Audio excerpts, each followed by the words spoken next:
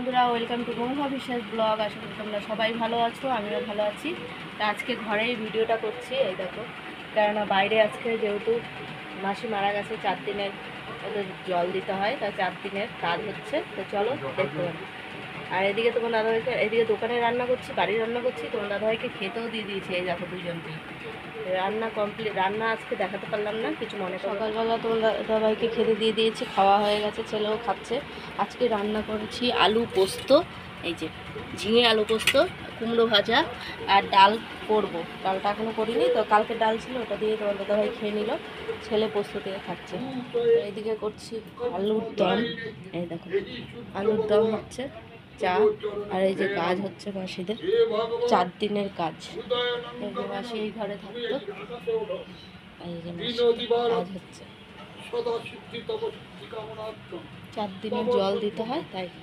এইদিকে আমার তোমার দাদাভাই আটা মাখা হয়ে গেছে। এই দেখো, সব এগুলো রেডি। এখন বাসন টুকিটাকি রয়েছে, এগুলো সব মাজবো।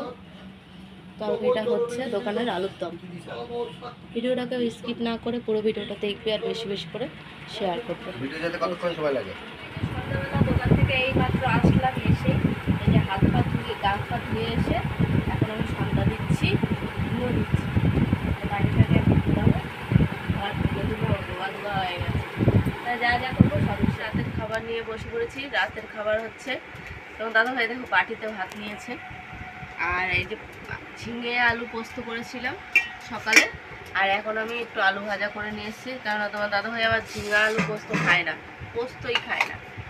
আমরা তো ভালো খাই, ছেলে আর আমি খুবই ভালো খাই। তার ডালটা আজকে আর রান্না করিনি, কালকে যেহেতু যেটুকু ডাল ছিল ওই দিয়ে ওরা দুজনেও না, তোমার দাদাভাই একাই খেয়েছে, সকালবেলা খেয়ে গেছে। তা ছেলে বলছে ডাল লাগবে না, পোস্ত আর আলুর দম দিয়ে খেয়েছে। দোকানের জন্য আলুর দম করেছিলাম, আলুর দমটাও নাকি খুব ভালো হয়েছে। তা আমি এই কটা ভাত নিয়েছি, খেতে ইচ্ছে হচ্ছে না, কারণ বিকালবেলায় একটা ভুট্টা এনে দিয়েছিল আমাকে পোড়া, তো ওটা খেয়েছি, পেটটা ভরে রয়েছে।